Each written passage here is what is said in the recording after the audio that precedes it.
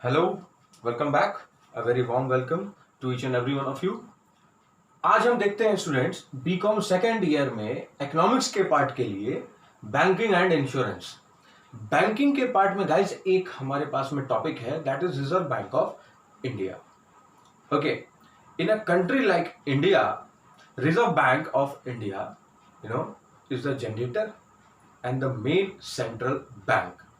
Okay, साथ ही साथ RBI act, reserve bank of India का जो एक्ट है, या आप कह सकते हैं रिजर्व बैंक ऑफ इंडिया का जो अधिनियम है, इसे भारत देश की सरकार ने सन 1934 में 1934 में मंजूरी दी थी।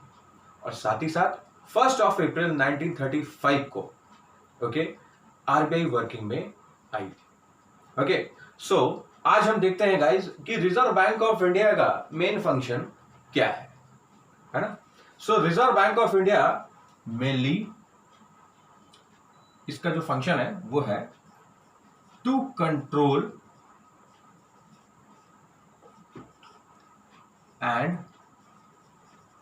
Regulate three things.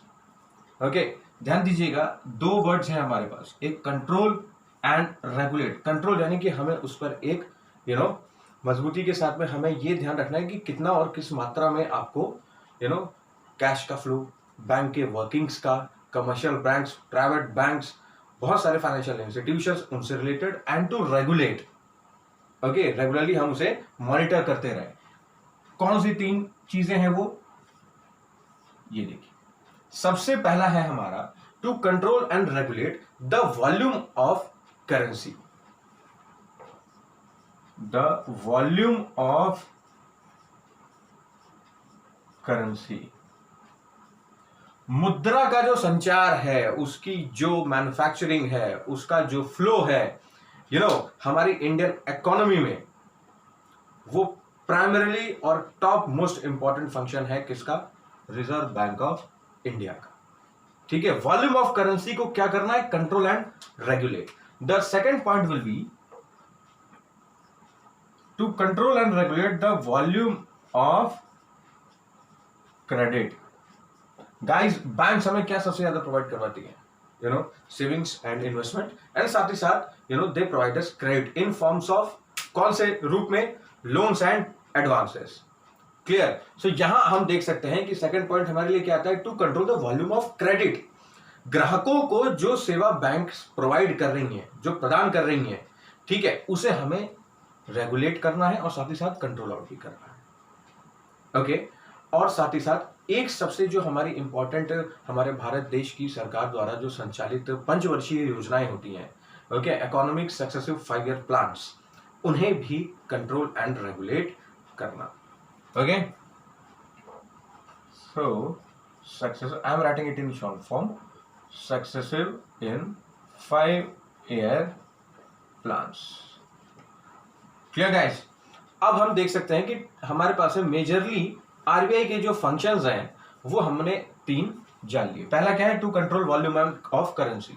सेकेंडरी क्या है हमारे लिए, to control volume of credit. और साथ ही साथ जो हमारे इकोनॉमी के सक्सेसिव 5 ईयर प्लान्स हैं, उन्हें भी कंट्रोल एंड रेगुलेट करना। ओके, सो गाइस, अब हम स्टार्ट करने जा रहे हैं आरबीआई के क्या राइट्स एंड पावर्स हैं। ओके, उसके क्या अधिकार हैं, उसके क्या पावर्स हैं, उन पर हम अपना टॉपिक स्टार्ट करते हैं। सो under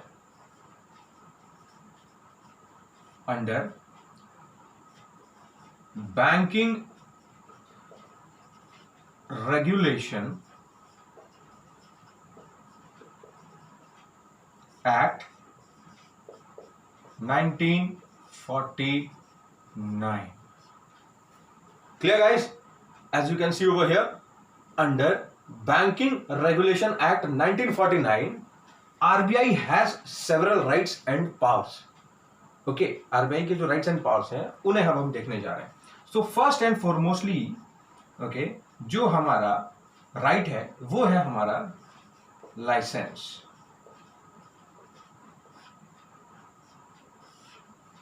okay, licence. Guys, RBI के लिए, RBI is fully empowered okay to regulate, to provide and to cancel. Okay, कौन सी चीज? Licence for commercial banks as well as other financial institutions. Commercial banks in the sense आपकी जितनी भी सरकारी बैंकें हैं, ओके, चाहे वो आपकी आरआरबीज हो, चाहे वो आपकी 14 कमर्शियल बैंक्स ऑफ इंडिया हो, चाहे वो आपकी मर्ज्ड बैंक्स हो, बहुत सारे, और साथ ही साथ हमारे जितने भी प्राइवेट फाइनेंशियल इंस्टीट्यूशंस हैं, उनको लाइसेंस प्रोवाइड करवाना, in which sense to regulate, okay, to maintain the working of their particular bank, okay, जो लाइसेंस प्रोवाइड उनको करवाया जाए, और साथ ही साथ उस लाइसेंस को वो कैंसिल भी कर सकते हैं अगर बैंक सही से अपने वर्किंग से सेटिस्फैक्शन नहीं प्रोवाइड कर पा रही हैं हमारे आरबीआई को, okay, and other kind of such things, okay, and to frame and regulate the policies, okay, and to regulate and frame the policies. Policies का अर्थ होता है आपका नीतियां, ओके, पॉलिसीज का अर्थ होता है आपका नीतियां। To frame and regulate the policies, okay, government की गाइस जितनी भी मॉनेटरी पॉलिसीज, ओके, चाहे वो हमारे सेंट्रल गवर्नमेंट के माध्यम से, स्टेट गवर्नमेंट के माध्यम से जो लॉन्च की जाती हैं, जो रेडी की जाती हैं, फिर उन्हें लॉन्च किया जाता है, उन्हें जब हम वर्किंग में लेकर के आते हैं बैंक्स के प्रति, चाहे वो कमर्शियल बैंक्स हो, चाहे वो नॉन कमर्शियल बैंक्स यानी कि आपके प्राइवेट फाइनेंशियल इंस्टीट्यूशंस हो, उन्हें उन पॉलिसियों को, उन नीतियों को कंट्रोल, रेगुलेट और उनकी वर्किंग पर ऑपरेट कौन करेगा, उन्हें मॉनिटर कौन करेगा? हमारा आरबीआई, ओके। अच्छा, अब हम देखते हैं इसके बाद में हमारे लिए थर्ड पॉइंट जो मेंशन किया गया है यहां पर, वो है आपका issuing of currency, okay, issuing currency.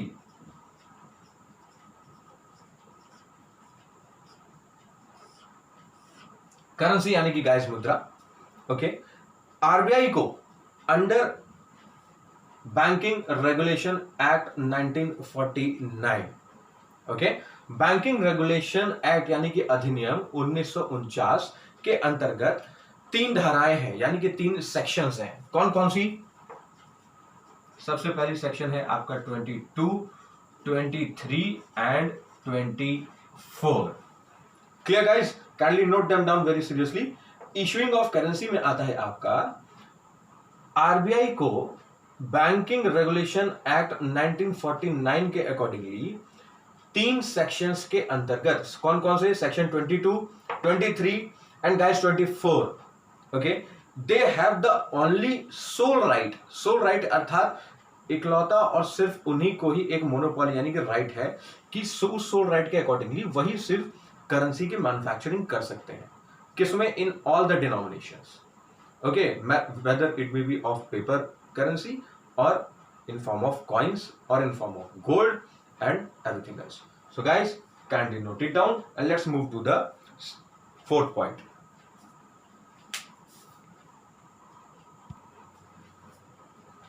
Yes guys, so now हमने देखे अभी वो 3 पॉइंट्स, अब हम देखते हैं the fourth point.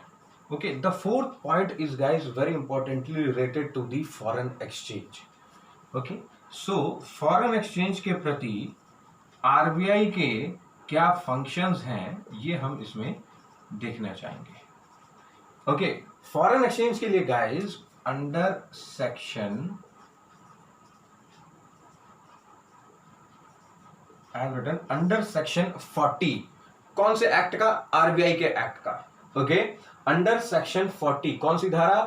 40, 40वीं धारा, okay, under section 40 of RBI act, RBI needs to control, okay, एक नियंत्रण रखना होता है, आरबीआई को कंट्रोल करना पड़ता है for the sale and purchase of foreign exchange and its rate, okay.